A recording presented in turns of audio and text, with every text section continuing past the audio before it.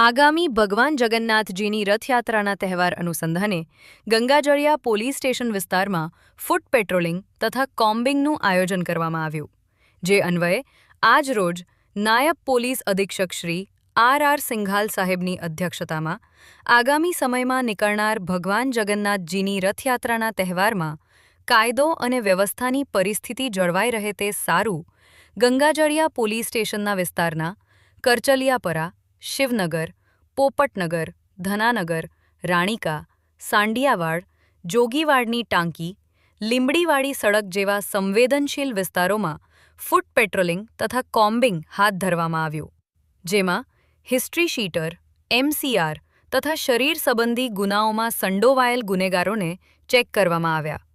Combing દરમિયાન GP act 135 મુજબના 3 કેસો, પ્રોહિબિશનના 2 કેસો, એમવી એકટ 207 મુજબ 16 વાહનો ડિટેન તથા જરૂરી દસ્તાવેજો વગર વાહન ચલાવતા વાહન ચાલકોને ₹3,300 રોકડ દંડ કરેલ.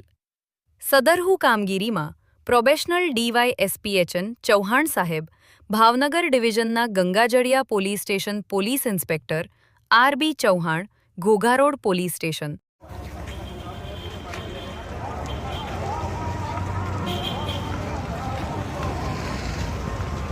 આમ હલે ત્યાં ચાલે.